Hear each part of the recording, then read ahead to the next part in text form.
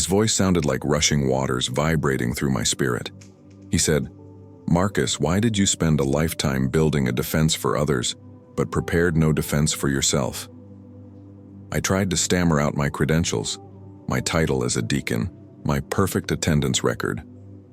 He silenced me with a wave of his hand, and suddenly the space around us transformed. We were no longer on the obsidian floor. We were inside a panoramic replay of my life, but it was viewed through his eyes, not mine. This was the first level of revelation, the audit of my time. A massive scroll unfurled showing two timelines running parallel. One was gold, representing the time I spent in true communion with God. The other was gray, representing the time I spent feeding my flesh. The disparity was sickening.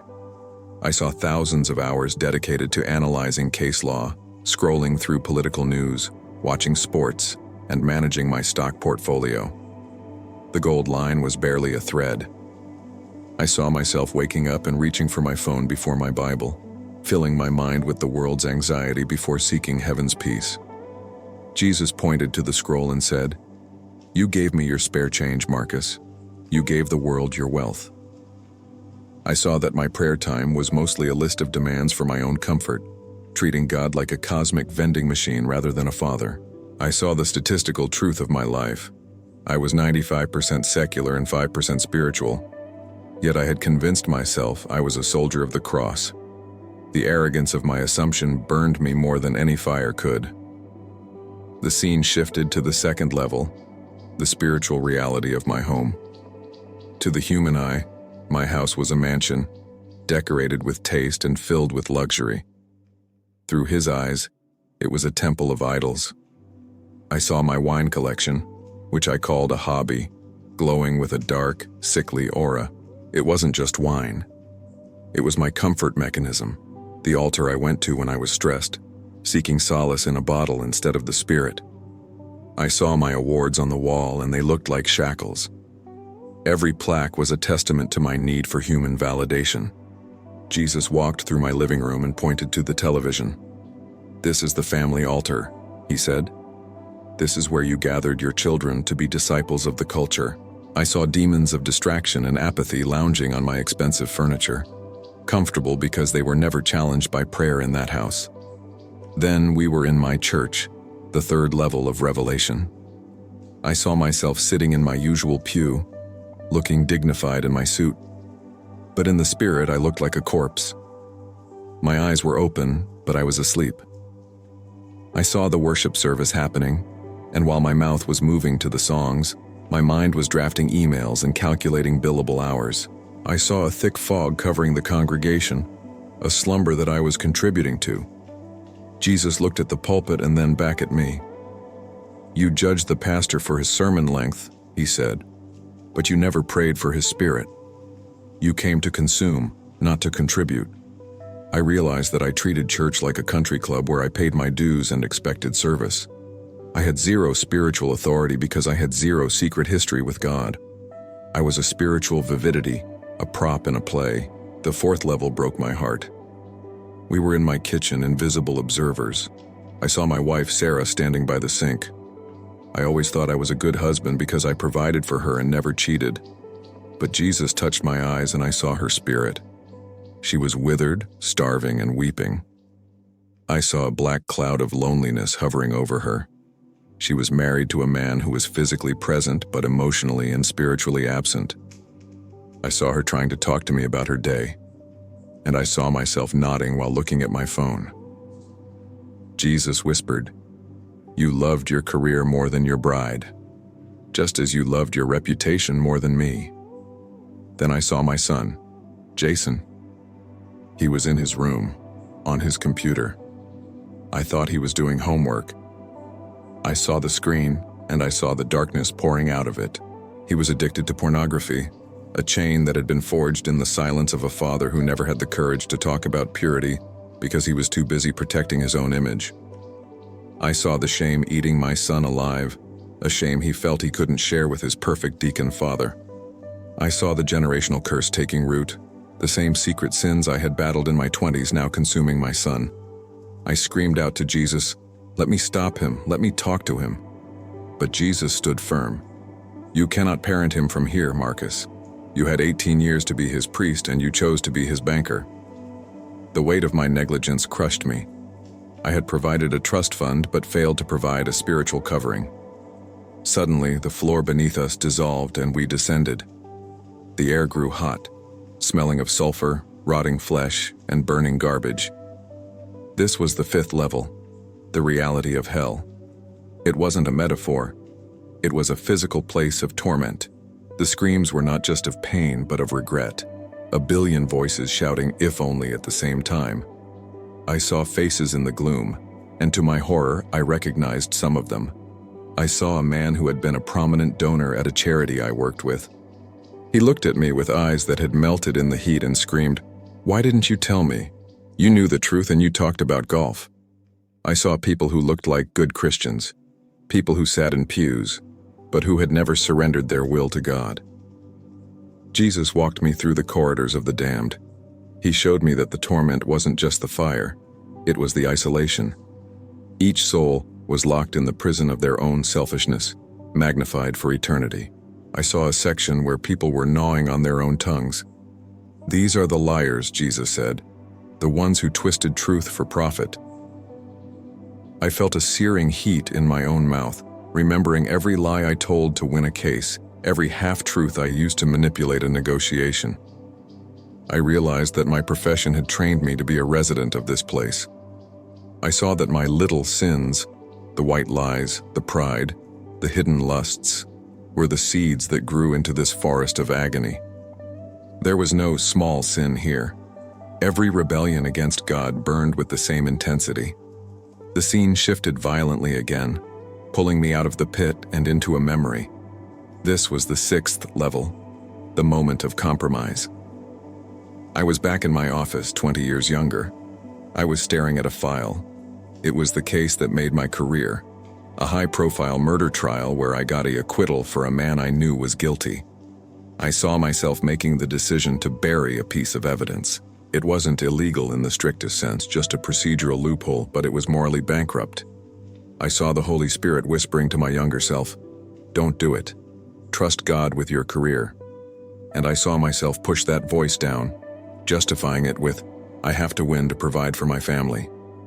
Jesus looked at me and said, "That was the day you sold your birthright. You traded your integrity for a corner office." From that moment, we zoomed out to the 7th level, the generational pattern. I saw a web of influence extending from me. Because I had lowered the bar of integrity, the lawyers I mentored did the same. Because I was a lukewarm deacon, the men in my small group felt comfortable being lukewarm. I saw my apathy rippling out like a virus, infecting my community. I saw the statistics of the modern church, the 68% of Christian men who look at porn, the divorce rates that match the world, and I saw my own face as a contributor to those numbers. I wasn't just a victim of the culture, I was an architect of it. I had used the grace of God as a license to be mediocre. I saw that my life had taught people that you can serve God and mammon, a lie that was leading thousands to the gates I had just visited. Then came the 8th level, the root cause. We were in a dark room and I saw a small boy crying. It was me at 7 years old after my father had called me worthless for striking out in a baseball game. Jesus pointed to the child. "You spent 50 years trying to prove that man wrong," he said. "Every case you won, every suit you bought, every title you acquired was an attempt to heal that wound." I wept as I realized my entire drive for success was not excellence for God, but a defense mechanism for a wounded ego. I was an orphan in spirit, trying to earn love through performance. Jesus looked at me with pity, not anger. "You didn't need to win cases to be loved by me, Marcus. You just needed to be a son." The 9th level was the judgment hall. I stood alone in a vast courtroom that made the Supreme Court look like a shed. The books were opened. I saw the prosecution, and it wasn't the devil, it was the law itself. It read the charges: idolatry of self, negligence of family, misrepresentation of the kingdom. I had no defense. My legal skills were useless here. I couldn't object. I couldn't call a witness. I was guilty, and I knew it. I saw a line of people stretching to infinity, good Christians who were shocked to find themselves on the wrong side of the verdict. They were holding up their church attendance records like VIP passes, but the gates remained shut. I heard the words, "Depart from me, I never knew you." And I knew those words were forming on the lips of the judge for me. Then, the final level, the 10th, the future alternate reality. Jesus showed me what would happen if I didn't return. I saw my funeral. It was a grand affair, expensive flowers, eulogies praising my legal mind. But in the spirit, it was empty. My wife was relieved, not just grieving, relieved that the pressure of maintaining the image was over. My son didn't even cry. He was high at the reception, numb to the loss. I saw my firm replace me within a month. My legacy was dust. There were no souls saved because of me, no marriages restored, no addicts set free. I had left nothing behind that would last in eternity. The futility of my life washed over me. I had climbed the ladder of success only to find it was leaning against the wrong wall. I fell at his feet, grabbing the hem of his robe. "Lord, please," I screamed. "I wasted it. I wasted the life you gave me. Give me one chance. I won't build my kingdom anymore. I'll build yours." The silence that followed was terrifying. Then, Jesus knelt down. He looked me in the eye, and the fire in his gaze softened to a determination that shook the universe. "Marcus," he said, "I am sending you back, but not to be a lawyer. You are going back to be a witness." He gave me 3 instructions, numbering them clearly in my mind. 1. Tear down the idols in your home. 2. Confess your secret sins to your wife and son, for transparency is the beginning of authority. 3. Warn the church that the hour is late and the judge is at the door. He stood up, and the light around him intensified until it was blinding. "Tell them," he commanded, "that they cannot take their titles, their bank accounts, or their reputations with them. Tell them that only what is done for Christ will last. Go." As he said the word "go," I felt a sensation like being sucked through a jet engine. The peace of heaven was ripped away, replaced by the crushing weight of gravity. I felt pain explode in my chest again. I gasped. A ragged, desperate intake of air that sounded like a saw cutting through bone. I opened my eyes. I was back in the courtroom, but I wasn't on the floor anymore. I was on a stretcher being loaded into the ambulance.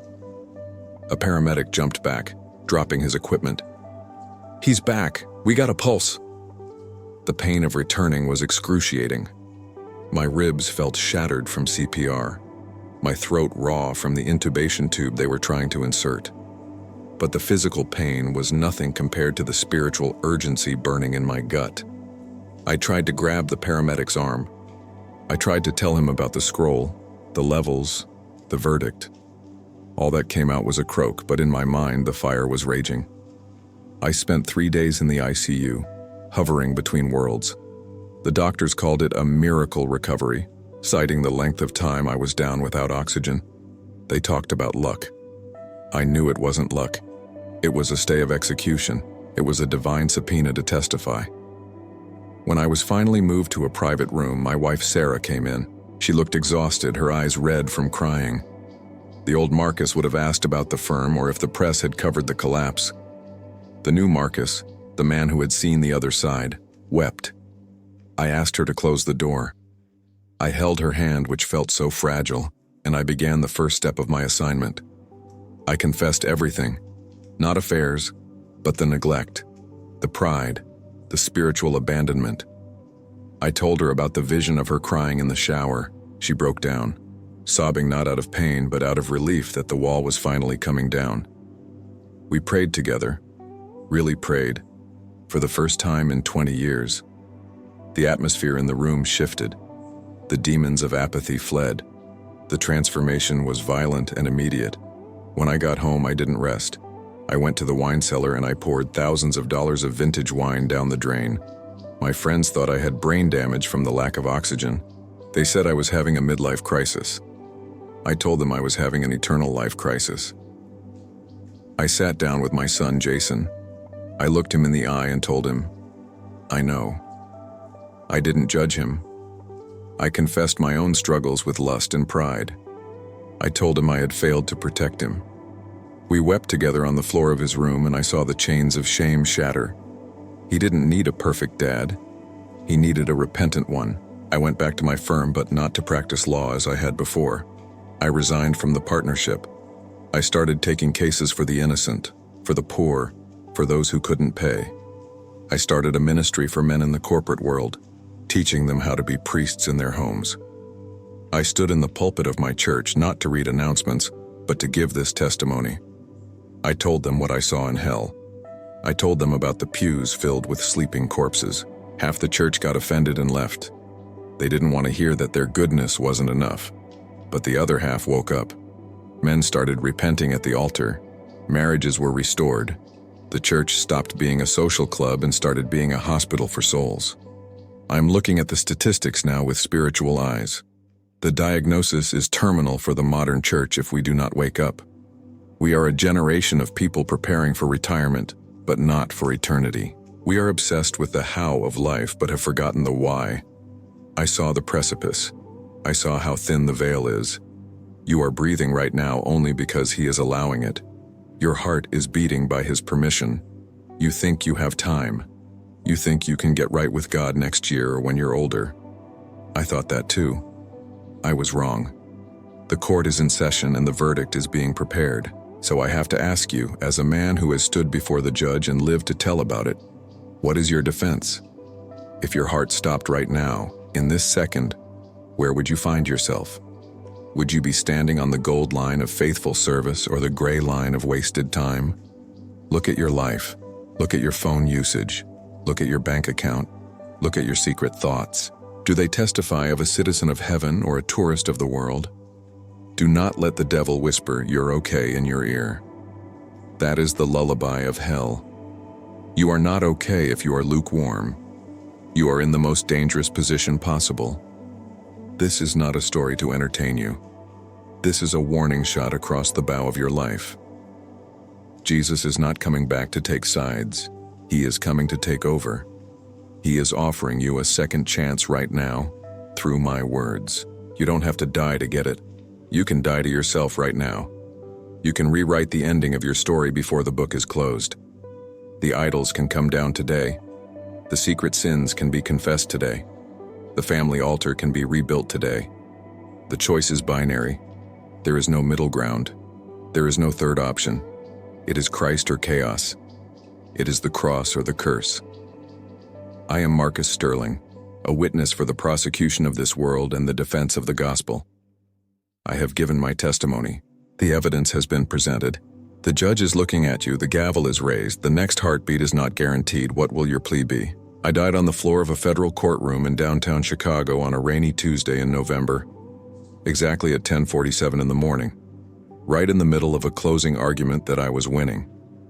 I want you to understand the terrifying irony of that moment because I was standing before a human judge, arguing for the innocence of a man I knew was guilty, when suddenly I was summoned before the Supreme Judge, who knew that I was the one who was truly guilty. I didn't see a light at the end of a tunnel, and I didn't see deceased relatives waving at me from a field of flowers. Instead, I saw a verdict that had been written against me 20 years before my heart ever stopped beating. What I'm about to tell you is not a hallucination of a dying brain, but a terrifying revelation of a statistical reality that should bring every single person reading this to their knees, because Jesus showed me that nearly 70% of the people who call themselves Christians, who sit in pews every Sunday and raise their hands in worship, are walking around with a spiritual death sentence already hanging over their heads, completely unaware that they are living a lie. My name is Thomas Arthur Blackwell, and up until that Tuesday I was the definition of a successful, God-fearing American man. I was 52 years old, a senior partner at Blackwell, Sterling & Associates, a criminal defense firm that handled the most high-profile cases in the state of Illinois. If you looked at my life from the outside, you would have seen a fortress of righteousness. I was the head of the deacon board at one of the largest evangelical churches in the city, a man who tithed strictly on his gross income, a husband to my wife Sarah for 26 years, and a father to 2 children who attended private Christian schools. I led Bible studies in my mahogany-paneled office. I donated to missionary organizations in Africa, and I had a reputation for being a shark in the courtroom, but a saint in the community. I had convinced everyone, including myself, that I was balancing the scales of justice on earth while securing my mansion in heaven, but I was building a monument to my own ego and labeling it a ministry. The event that tore me from this illusion began with a sensation that felt like a sledgehammer striking the center of my chest. A pain so sudden and absolute that it erased the sentence I was speaking mid-air. I remember the look of confusion on the jury foreman's face as I stopped speaking, the way the courtroom lights seemed to flare into a blinding white supernova, and then the sickening feeling of gravity claiming my body as my knees buckled and I collapsed onto the cold, hard parquet floor. The sounds of the courtroom, the gasp of the gallery, the shout of the bailiff, the frantic gaveling of the judge began to stretch and distort, sounding like a slow-motion record winding down into a deep, guttural growl. I could feel the vibration of footsteps rushing toward me. I could feel someone tearing open my expensive silk tie and dress shirt, and I could hear a voice screaming for a defibrillator. But it all felt like it was happening to someone else, a distant puppet that I was rapidly disconnecting from. Medical reports would later confirm that I had suffered a massive myocardial infarction, a widowmaker blockage that stopped my heart completely for nearly 12 minutes. The paramedics arrived and began aggressive CPR, cracking my ribs in the process, injecting epinephrine directly into my system, and shocking my chest 3 times on the courtroom floor before dragging me onto a gurney. While they were fighting to force air into my lungs and pump blood through my veins, I was no longer in that room. The ceiling of the courthouse had dissolved not into the sky, but into a veil of heavy, suffocating velvet darkness that felt thicker than water. I was being pulled upward, stripped of my suit, my title, my reputation, and my defenses, pulled with a violence that suggested an arrest rather than a rescue. There was no transition of travel, no sensation of flying, just an instantaneous shift from the chaotic noise of the courtroom to a silence so profound it felt heavy, a silence that demanded absolute attention. I was standing on a surface that looked like polished glass, stretching out infinitely in all directions, and the atmosphere was charged with an electricity that made my spirit vibrate with a frequency of pure terror and awe. Standing before me was not the gentle, soft-focused Jesus of the Sunday school paintings, but a figure of blinding, terrifying majesty, whose eyes were like flames of fire that did not burn but pierced through every layer of my existence. He wore a robe that seemed to be woven from light itself, and his presence was the most overwhelming force I had ever encountered. A force that radiated a love so intense it hurt, but also a truth so absolute that it shattered every lie I had ever told. He did not embrace me. He did not say, "Well done, good and faithful servant," and that silence crushed me more than any words could have. He looked at me with an expression of profound sorrow mixed with a righteous sternness that made me want to hide. But there was nowhere to hide in that realm of absolute exposure. He spoke, and his voice sounded like the rushing of many waters vibrating through my very being, asking a question that dismantled my entire life in a single second. "Thomas, why have you arrived with your hands full of ash?" I tried to speak, tried to fall back on my legal training, tried to argue my case as I had done 1,000 times before. I wanted to list my credentials, my tithes, my service on the board, my reputation as a Christian lawyer, but the words died in my throat, because in his light, I instantly knew that he knew everything. Then began the first level of the revelation, a tearing open of the books of my life, not written in ink, but in living holographic reality that surrounded us. He showed me the ledger of time, a floating scale that measured where the energy of my soul had actually gone versus where I claimed it had gone. I watched in horror as the timeline of my life unspooled. Vast, glowing oceans of time were dedicated to my career, to building my reputation, to winning cases for fame, appearing as golden mountains of effort. In contrast, the time I spent with him, in true secret prayer, appeared as tiny, flickering sparks that were almost extinguished. I saw that for every hour I spent studying case law to save criminals from prison, I had spent mere seconds studying his word to save my own soul from stagnation. The statistics floated in the air. 80,000 hours given to the idol of my profession, less than 500 hours given to the secret place of intimacy over 50 years. The scene shifted instantly to the second level, the spiritual reality of my existence, and Jesus transported me to what looked like a construction site. "This is your home, Thomas," he said, pointing to a structure that was nothing but a facade, a Hollywood set with a beautifully painted front door and elaborate windows. But behind it, there was nothing but rubble and weeds. I saw altars erected in the mud behind the facade, altars made of stone and gold, and upon them sat grotesque statues representing approval, intellect, and victory. I saw myself, or rather my spirit man, bowing down to these statues day and night, sacrificing my peace, my integrity, and my family's spiritual covering to feed these idols, all while wearing a deacon's badge.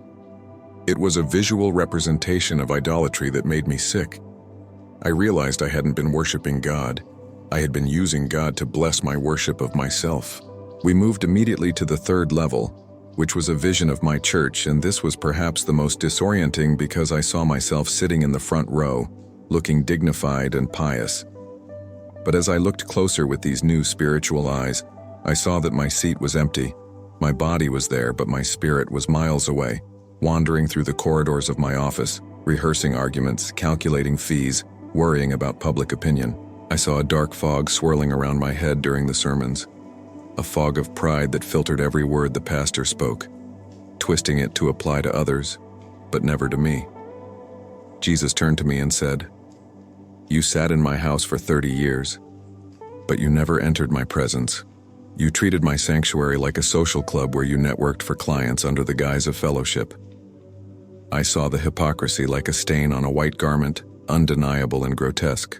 The revelation descended deeper into the fourth level, the realm of my family, and this is where my heart broke into 1,000 pieces. I saw my house from the inside, but the walls were transparent, revealing the spiritual state of my wife and children. I saw my wife Sarah weeping in the middle of the night in the guest bedroom, a room I didn't even know she frequented, crying out to God because of the coldness and emotional abandonment she felt from me. I saw my son, whom I bragged about constantly, sitting in his dorm room surrounded by dark demonic shadows, struggling with a secret addiction to pornography and opioids that he used to numb the pressure of being the perfect son of a famous lawyer. I saw the demons of neglect that I had allowed into my home because I was too busy guarding my reputation to guard my family's spirits. I had provided them with money, but I had starved them of covering. Then the floor beneath us dissolved, and we descended into the fifth level, a place of shadows and torment that I knew instinctively was the outer darkness. It wasn't just flames. It was a place of isolation and sensory overload, where I saw faces of people I recognized, men I had done business with, people from the country club, even people from church, who were weeping not just from pain but from the agony of regret. I could feel their thoughts, a collective scream of "I thought I was safe." They were the good people, the moral citizens who had never surrendered their wills to God. I saw chains wrapped around them, each link forged from a justification they had made on earth. "I'm a good person. I go to church. I don't hurt anyone." I realized with terrifying clarity that hell is full of people who justified themselves instead of letting Jesus justify them. Jesus pulled me back from the precipice and took me to the sixth level, a moment in time from 25 years ago. It was a flashback to a small, cluttered apartment when I was just out of law school. I saw a younger version of myself on my knees, making a vow to God. "Lord, if you give me this job, I will use my law degree to fight for the helpless, to defend the widow and the orphan." I saw the sincerity in that young man's eyes. And then I saw the moment, 3 years later, when I took a massive retainer to defend a drug kingpin, telling myself it was just this once to pay off loans. That just this once became a career. Jesus looked at me and said, "You sold your calling for comfort. You traded your mantle for a suit." I saw the divergence point where my destiny went one way and my choices went another.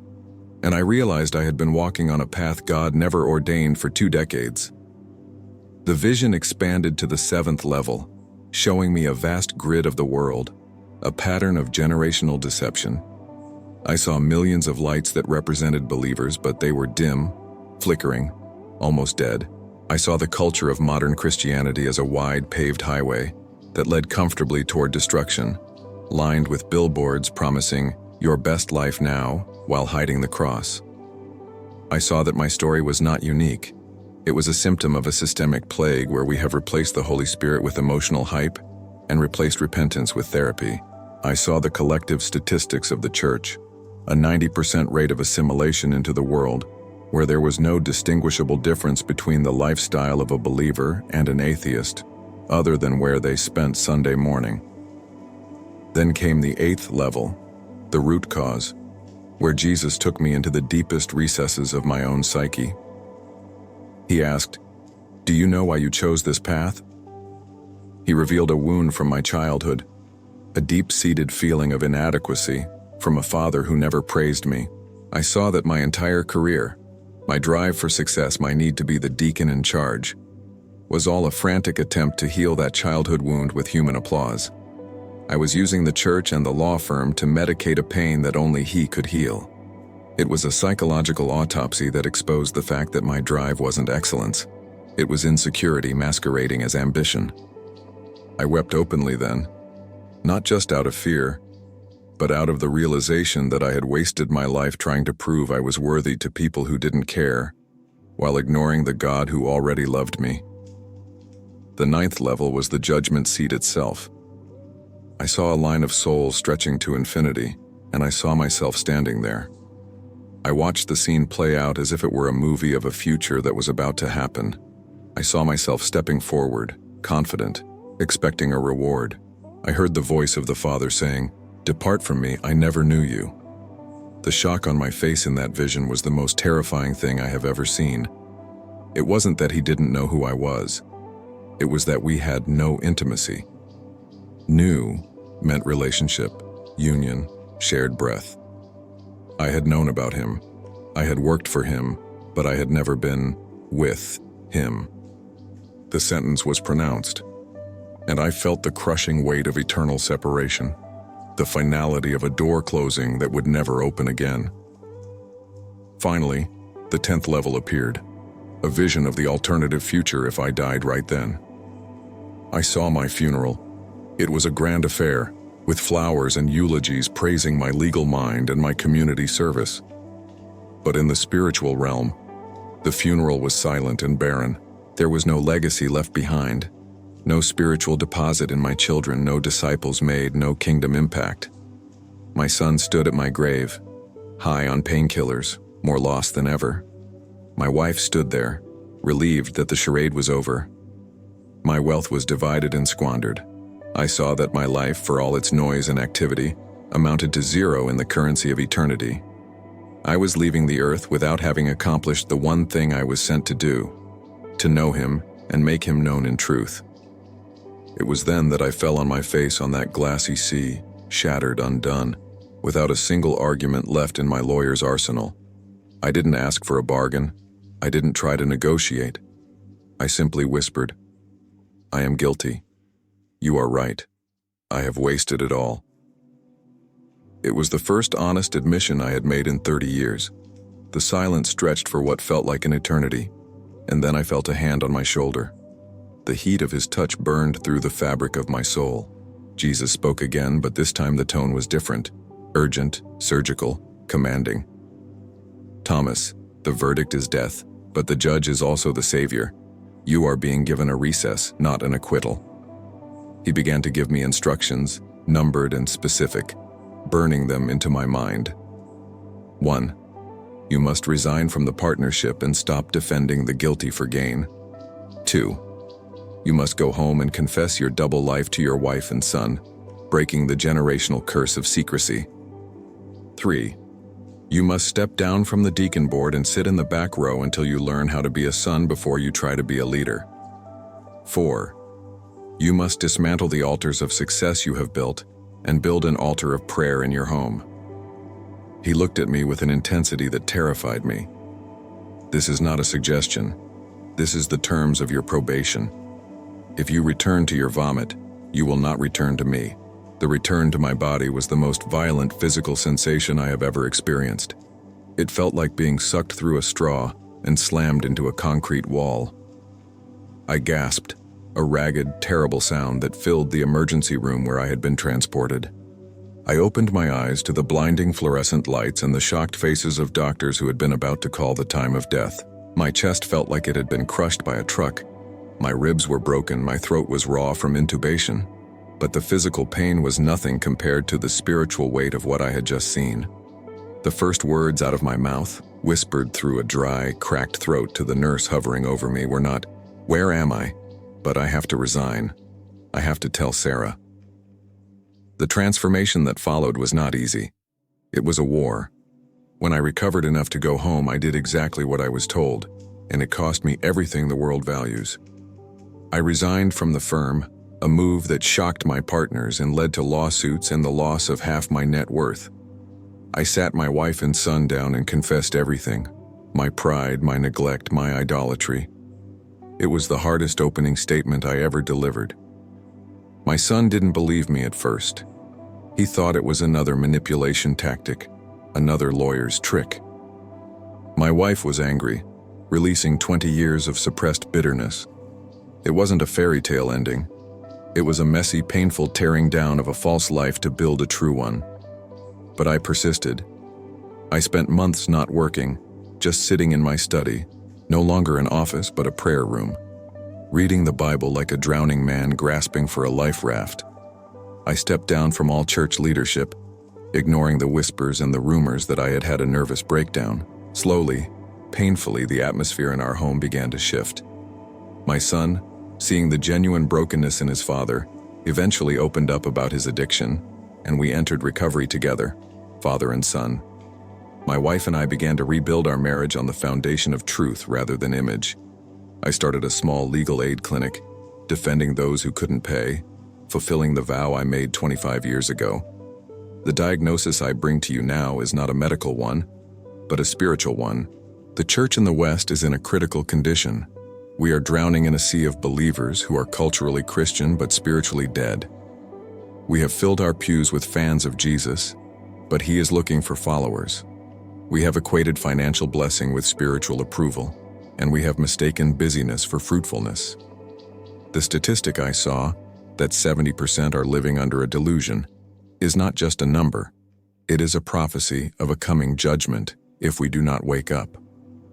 We are trying to win the world by acting like the world, and in the process we have lost our own souls. So I have to ask you, the one reading this right now, if your heart stopped this second, what verdict has already been written? Not what you hope will happen, but what is the actual evidence of your life? Are you building a facade like I was? Are you serving a version of Jesus that you created to sanction your lifestyle? Or are you serving the King who demands your life? Do you have intimacy? Or do you just have religious habits? This is not a drill.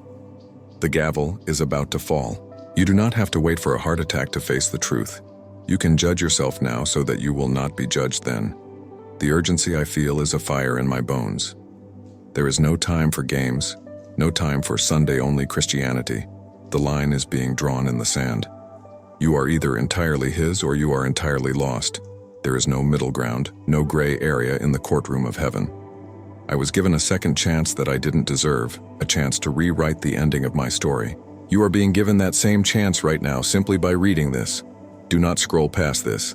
Do not dismiss this as just another story. This is a summons. The judge is waiting. What will your plea be? My name is Marcus Sterling, and for 25 years I was the man you called when you had no defense left. I was a senior partner at one of the most prestigious criminal defense firms in Chicago, a man who could charm a jury into doubting the existence of gravity if it served my client. I wore $3,000 suits, drove a luxury sedan that smelled of imported leather, and sat in the third row of my church every single Sunday without fail. I was a deacon, a heavy tither, and a man who believed his reservation in heaven was secured by a direct deposit and a lack of a criminal record. I had a beautiful wife, 2 children in private Christian schools, and a reputation that was spotless. I was the quintessential successful Christian man, the type they put on brochures to show that God blesses the faithful. I had no idea that I was actually a whitewashed tomb, pristine on the outside, but filled with dead men's bones on the inside. It happened on the 14th of November, a Tuesday that started like any other, filled with the self-important rush of my own schedule. I was in the middle of a closing argument, defending a man I knew was guilty of embezzlement, weaving a narrative of victimhood around a predator. I felt a sharp, electric crack in the center of my chest, like a rib snapping inward, followed immediately by a sensation of being submerged in ice water. My vision didn't fade to black. It shattered into white fractals. I remember the sound of my briefcase hitting the floor before I did, the collective gasp of the jury and the bailiff rushing toward me. But then, the sound was cut off as if someone had severed the audio cable to my reality. I was hovering near the ceiling of the courtroom, looking down at a chaotic scene where a man in a navy suit lay convulsing on the parquet floor. It took me a terrifying second to realize that the man was me. I watched them tear open my shirt, buttons scattering like hail. I saw the paramedics arrive with a frantic urgency that told me this was not a drill but the end. I saw the judge, a woman I had known for decades, cover her mouth in horror. I tried to shout, to tell them I was right there above them, but I had no voice, only a consciousness that was becoming sharper and more expansive by the second. I heard the paramedic say, "VFib, charging to 200, and I watched my body jump from the shock, a lifeless heap of meat reacting to electricity. Then came the flatline, a singular, monotonous tone that signaled the end of Marcus Sterling, the attorney. The scene in the courtroom began to dissolve, not into darkness, but into a heavy, suffocating gray mist. I was pulled backward at a speed that defied physics, ripped from the earth like a weed pulled by its roots. The transition was instant and violent. I was no longer in Chicago. I was standing on a surface that felt like glass but looked like obsidian, stretching out into an infinite horizon. The air was thick with a silence so profound it felt heavy on my shoulders. Then, the light came. It wasn't a sun, it was a person. Jesus stood before me, but this was not the gentle, soft-focused figure from the Sunday school coloring books. This was the King of Kings, radiating a power that would crush a mountain.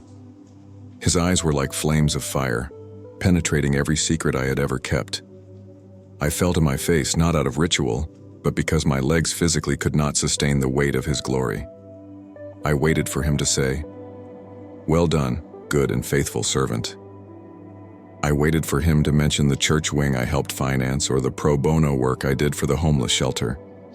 Instead, he asked me a question that unraveled my entire existence.